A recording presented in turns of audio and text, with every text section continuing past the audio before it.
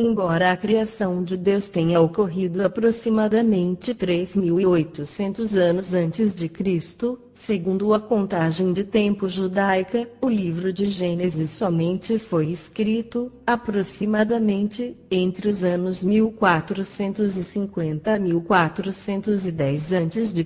por Moisés. Foi após estes 2.350 anos, que Moisés remonta a história do homem desde a criação do mundo. Os relatos do livro de Gênesis são muito precisos, embora, praticamente, não usava-se o registro em documentos em quase nada do que se realizava. Quase tudo, e até o comércio era baseado no sistema de testemunhas onde tudo era passado de pai para filhos ou de vizinho para vizinho ou de nação para nação. Um exemplo disto está relatado em Gênesis 23 do versículo 12 ao versículo 20 que fala da compra por Abraão do campo de Efron, o Eteu, onde havia uma caverna, com a finalidade de sepultar Sara, no versículo 20.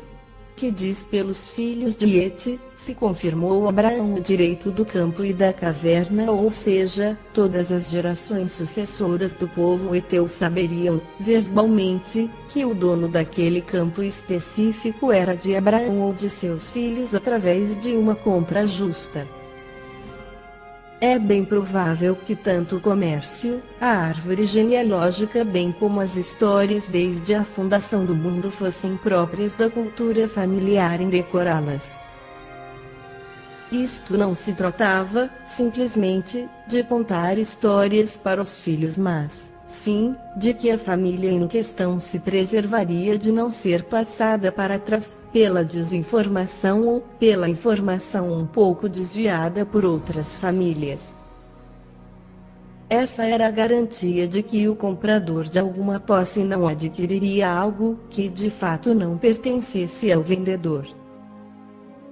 Coisas importantes requeriam testemunhas que testemunhassem que os pertences de determinada pessoa realmente lhe pertenciam, e que, estes mesmos bens estavam sendo adquiridos por outra pessoa por compra ou por simples troca. Este fato também serve para se compreender que os tempos alteram o comportamento humano e que uma lei hoje fica ineficaz tempos depois e deve ser complementada. Moisés adaptou o costume de testemunhas documentais, para o seu presente, em textos documentais, de acordo com o comportamento humano de seus dias.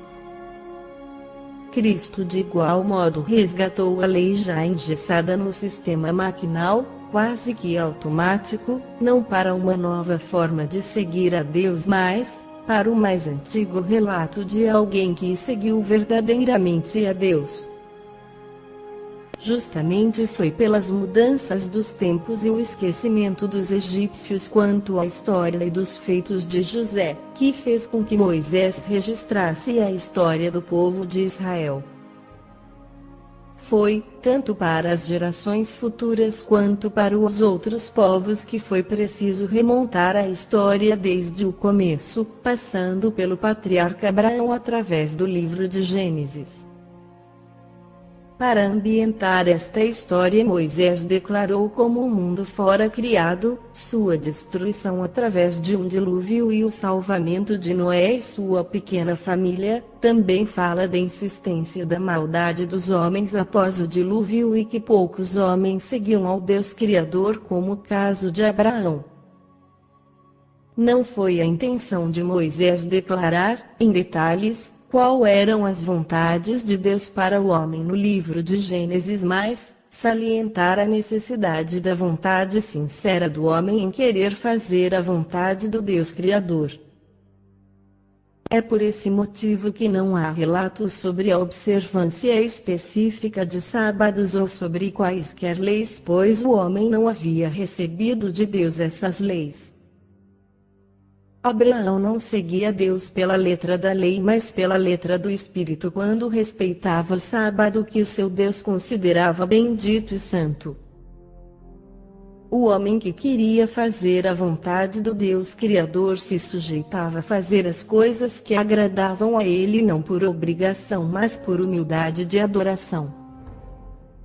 Mesmo não havendo leis obrigatórias nos tempos de Abraão e que também não fosse o foco de Moisés em declarar a existência delas, foi preciso relatar algumas delas para desenrolar a história no livro de Gênesis. Um destes casos está relatado em Gênesis 12 versículos de 10 a 20, antes até mesmo da circuncisão, onde até o faraó sabia que o adultério não agradava a Deus. Uma história bastante parecida é contada, em outras circunstâncias, na terra de Gerar, em Gênesis capítulo 20 versículos de 1 a 18.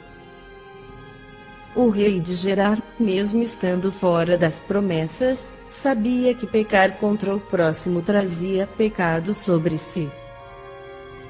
Este foi o resumo do ensino de Cristo referente ao próximo e este é o resumo da lei dada por Deus a Moisés. Fica bastante evidenciado em Gênesis que os homens sabiam o que era certo ou errado mesmo sem lei, segundo a vontade de Deus, entretanto, nem todos estavam dispostos a fazer o que era correto e nem viver uma vida segundo a vontade deste mesmo Deus. Imagine você, um homem, ao exemplo de Abraão, que temia e se humilhava perante Deus em fazer toda a sua vontade. Agora imagine, qual era a postura deste homem em relação ao que sabia, quanto ao dia, que este mesmo Deus descansou, abençoou e santificou. Imaginar que este homem tenha desrespeitado este dia, mesmo tão disposto a seguir este Deus, fica muito distante da realidade. Para Abraão o sábado não era santo por ele mesmo, mas o Deus que ele seguia considerava este dia santo. Respeitar, temer, se humilhar era fazer a vontade de Deus e também honrar e respeitar as coisas santas dele. Foi por esta postura que Abraão recebeu a promessa de Deus, por ser diferente da maioria que sabia mas não estava disposta a fazer por esse Deus.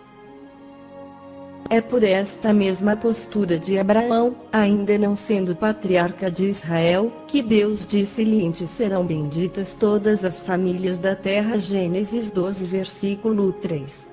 Quando Deus diz que por Abraão seriam abençoadas todas as famílias da terra, segue-se a ideia que a bênção dada por Deus ao sábado, de Gênesis capítulo 2 versículo 3, era o princípio da mesma bênção sobre Abraão. O sábado é o único meio por onde o homem pode ser abençoado em santificação. Deus abençoou e santificou o sábado, portanto, quem entra no repouso sabático de Deus se santifica pela mesma santidade do sábado. Evidente que Abraão não respeitaria o sábado se não estivesse disposto a seguir ao Deus que o santificou. Quando o apóstolo Paulo, falando de Abraão, disse que aquele que trabalha não faz nenhum favor e recebe pagamento, mas aquele que crê a sua fé não é favor, sendo considerado o oferecimento daquilo que ainda não lhe fora pedido. Romanos 4 versículos de 1 a 5. Isso representa que Abraão, antes de obedecer a Deus com trabalho, oferecia todo o seu coração em fazer toda a vontade e tudo que agradava ao seu Deus.